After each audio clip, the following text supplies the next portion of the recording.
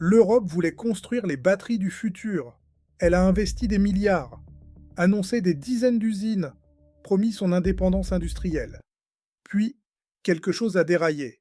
En novembre 2024, Norvolt, l'entreprise censée devenir le champion européen des batteries, s'effondre.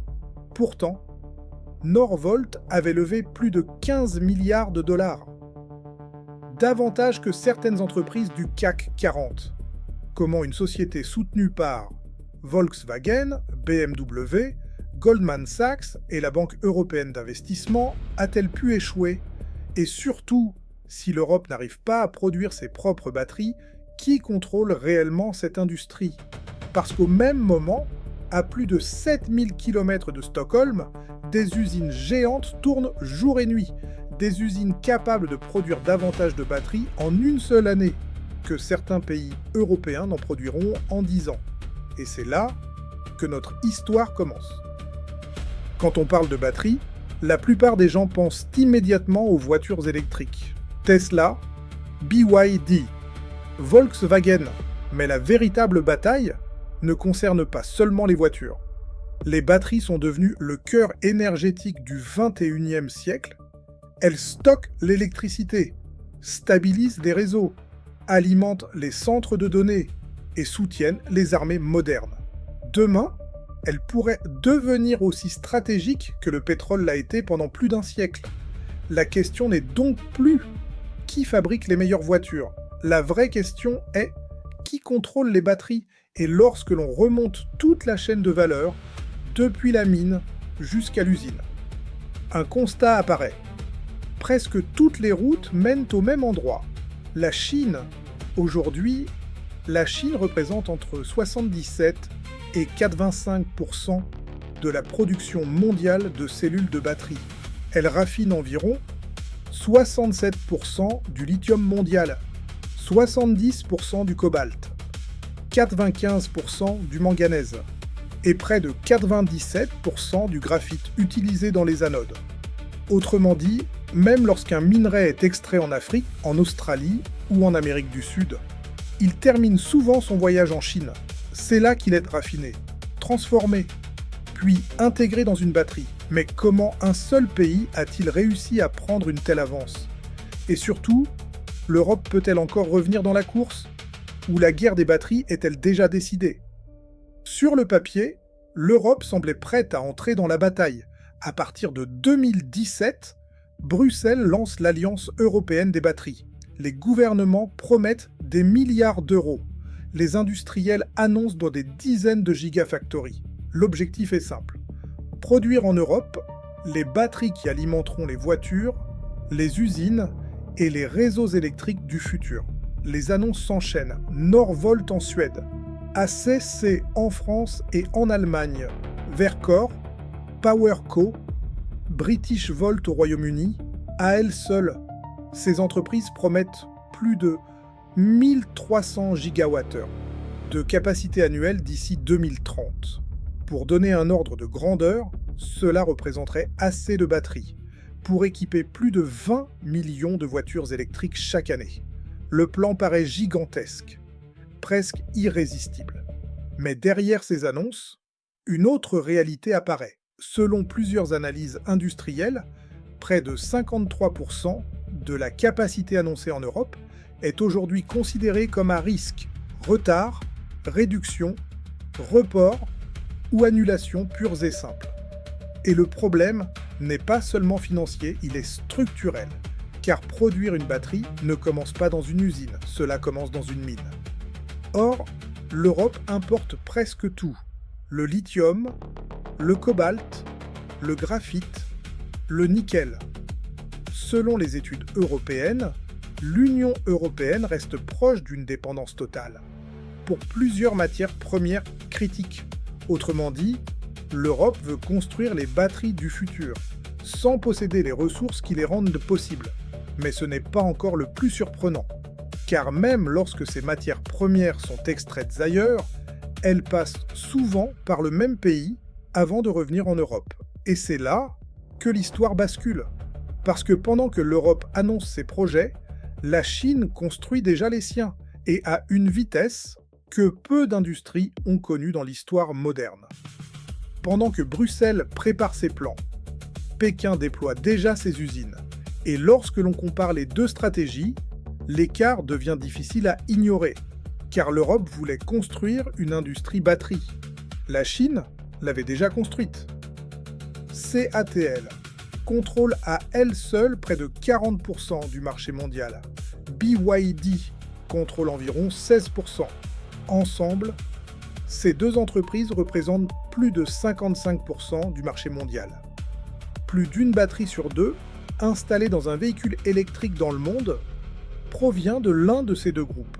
Pendant que l'Europe annonçait ses projets, la Chine investissait massivement.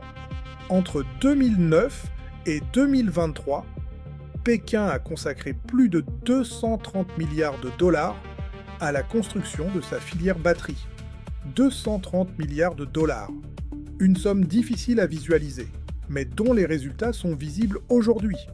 Les mines sont sécurisées, les raffineries sont opérationnelles, les usines tournent à plein régime et désormais, les géants chinois ne se contentent plus d'exporter. Ils viennent produire directement en Europe. CATL construit une usine géante en Hongrie. Capacité prévue, 100 gigawattheures. De quoi équiper plus d'1 million de véhicules électriques chaque année. BYD développe également ses propres capacités industrielles sur le continent européen. Et c'est ici que l'histoire devient plus complexe. Car au moment même où l'Europe tente de bâtir son indépendance industrielle, les principaux bénéficiaires de cette croissance pourraient être les industriels asiatiques eux-mêmes. Sur le papier, l'Europe avait un plan. Dans les usines, la réalité était différente. Et certains projets censés sauver l'industrie européenne vont rapidement devenir le symbole de ces difficultés. Norvolt, British Volt, l'histoire de leurs promesses est aussi celle de leurs échecs. Car lever des milliards est une chose, produire des batteries à grande échelle en est une autre. Pendant plusieurs années, l'Europe a cru pouvoir rattraper son retard. Les annonces se multiplient, les milliards aussi, et un nom devient rapidement le symbole de cette ambition. Norvolt, la jeune entreprise suédoise, est présentée comme le futur CATL européen, le champion que l'Europe attendait. Volkswagen investit, BMW investit, les banques investissent, les gouvernements soutiennent le projet. Les médias célèbrent l'arrivée d'un futur géant industriel européen. Au total, plus de 15 milliards de dollars sont levés. 15 milliards de dollars pour une entreprise qui n'a pas encore prouvé sa capacité à produire à grande échelle. Mais à ce moment-là, personne ne semble inquiet. Le projet paraît irrésistible. Puis, les premiers retards apparaissent, les objectifs sont repoussés, les lignes de production peinent à atteindre les volumes promis, les difficultés techniques s'accumulent, les coûts augmentent. Car construire une usine de batterie n'est pas comparable à construire une usine automobile classique. Chaque étape doit fonctionner parfaitement. La chimie, la qualité, la sécurité, le rendement, la cadence, le moindre défaut peut rendre une cellule inutilisable. Et plus les volumes augmentent, plus les problèmes deviennent visibles. Puis arrive l'année 2024 et soudain, le rêve européen vacille. Norvolt entre dans une crise majeure. Les difficultés financières s'aggravent. Les investisseurs deviennent prudents, les créanciers s'inquiètent.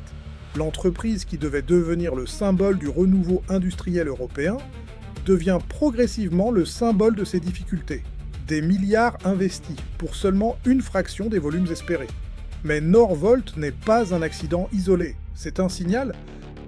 British Volt disparaît avant même d'avoir réellement démarré sa production.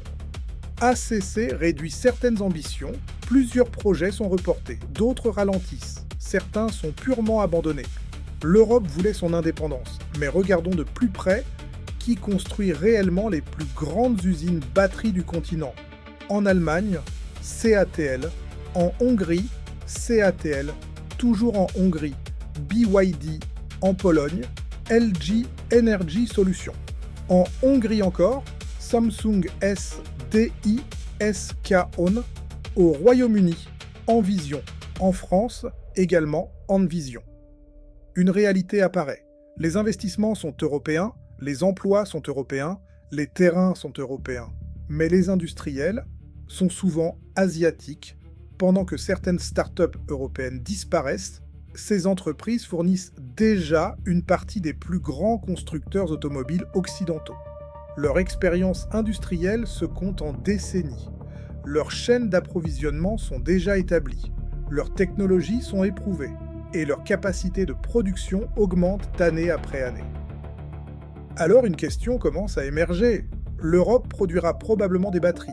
Mais qui contrôlera réellement les usines qui les fabriquent? Car produire sur un territoire et contrôler la technologie sont deux choses différentes. C'est là que l'enquête prend un tournant. Car la bataille n'oppose plus simplement l'Europe à la Chine. Elle oppose désormais plusieurs modèles industriels, plusieurs visions de l'avenir et plusieurs stratégies de puissance. Pendant ce temps, de l'autre côté de l'Atlantique, Washington observe la situation avec inquiétude. Les États-Unis comprennent que leur propre dépendance pourrait devenir un problème stratégique. Alors ils décident de réagir. Et la réponse américaine sera d'une ampleur rarement vue dans l'histoire industrielle récente. 369 milliards de dollars. Un chiffre qui va bouleverser l'équilibre mondial de l'industrie batterie. En 2022, les États-Unis lancent l'un des plus grands plans industriels de leur histoire récente. L'Inflation Reduction Act, montant total 369 milliards de dollars, pour reconstruire une industrie, pour attirer les investisseurs, pour réduire la dépendance aux importations et pour reprendre une partie du contrôle sur les technologies stratégiques. L'objectif est clair, relocaliser, produire, sécuriser et redevenir compétitif. Très rapidement. Les annonces se multiplient. Tesla accélère ses investissements, Panasonic construit de nouvelles capacités, LG Energy Solutions multiplie les projets, SK On s'associe à Ford, Samsung SDI s'allie à Stellantis, des centaines de gigawattheures sont annoncés, des milliards de dollars affluent, les usines sortent de terre, l'Amérique semble enfin contre-attaquer. Mais derrière les communiqués officiels, une réalité demeure. Une réalité beaucoup plus difficile à changer. Même lorsque le lithium vient d'Australie, même lorsque le cobalt vient du Congo, même lorsque les batteries sont assemblées aux États-Unis, une partie essentielle de la chaîne passe encore par la Chine. Aujourd'hui encore, près de 73% des importations américaines de batteries lithium-ion proviennent de Chine. 73%. Et certaines dépendances sont encore plus complexes à remplacer. Le graphite, les anodes, les matériaux actifs, le raffinage. Dans certains de ces secteurs, la Chine contrôle plus de 90% du marché mondial. Pendant que Washington tente de reconstruire sa chaîne d'approvisionnement, pendant que Bruxelles tente de sauver la sienne, un autre acteur observe cette bataille avec attention. Un acteur qui possède une partie des ressources les plus stratégiques de la planète. Un acteur souvent absent des grandes annonces, mais présent à l'origine de presque chaque batterie. L'Afrique, car avant les usines, avant les raffineries, avant les véhicules électriques, il y a les minerais. Et une grande partie de ces minerais se trouve sur le continent africain. Et sur ce terrain, l'Afrique occupe une place essentielle. La République démocratique du Congo produit à elle seule environ 70% du cobalt mondial. 70%. L'Afrique du Sud possède près de 80% des réserves mondiales connues de manganèse. 80%. Et plusieurs pays africains disposent également de ressources stratégiques en lithium, en graphite, en nickel et en terres critiques. Des ressources devenues indispensables à la transition énergétique mondiale. Mais il existe un paradoxe qui accompagne le continent depuis des décennies. L'Afrique produit les matières premières. La valeur ajoutée est souvent créée ailleurs. Le cobalt quitte le Congo. Le lithium quitte l'Afrique australe. Le manganèse quitte l'Afrique du Sud. Puis ces ressources traversent des milliers de kilomètres. Elles sont raffinées, transformées, assemblées et revendues sous forme de produits à beaucoup plus forte valeur, souvent depuis l'Asie, parfois depuis l'Europe, ou depuis l'Amérique du Nord. La question devient alors simple. L'Afrique va-t-elle répéter l'histoire du pétrole, exporter ses ressources et importer les produits tout finis, ou peut-elle monter dans la chaîne de valeur? Mais construire une industrie batterie ne se résume pas à posséder des minerais. Il faut de l'électricité, beaucoup d'électricité, des infrastructures fiables, des ports performants, des routes, des chemins de fer, des capitaux, des ingénieurs, des centres de recherche et surtout du temps. Beaucoup de temps. Mais rien n'est garanti. Car dans cette industrie, posséder les ressources est un avantage. Contrôler la transformation est souvent encore plus important. Et c'est précisément ce qui nous ramène à la question centrale de cette enquête. Après les mines, après les raffineries, après les usines, qui contrôle réellement la chaîne de valeur mondiale des batteries? Et surtout, qui sera en position de force dans les 10 prochaines années? Car la réponse pourrait redessiner une partie de l'économie mondiale. Après avoir suivi le lithium, le cobalt, le nickel, le graphite, après avoir traversé les mines africaines, les raffineries chinoises, les usines européennes et les méga-projets américains, 3 conclusions apparaissent. Premièrement, l'Europe peut réduire sa dépendance, mais une indépendance totale semble peu probable, pas tant qu'elle dépendra du reste du monde pour ses matières premières et pour une partie essentielle de son raffinage. Deuxièmement, les États-Unis peuvent reconstruire une partie de leur chaîne industrielle, mais cela prendra des années et des centaines de milliards de dollars. Troisièmement, l'Afrique possède une opportunité historique, peut-être la plus importante depuis plusieurs décennies. Mais posséder les ressources ne garantit pas de contrôler l'industrie, car dans cette bataille, la véritable richesse n'est pas toujours dans le sol. Aujourd'hui, la Chine contrôle encore les positions les plus stratégiques de cette chaîne de valeur, et l'avance accumulée pendant plus d'une décennie reste considérable.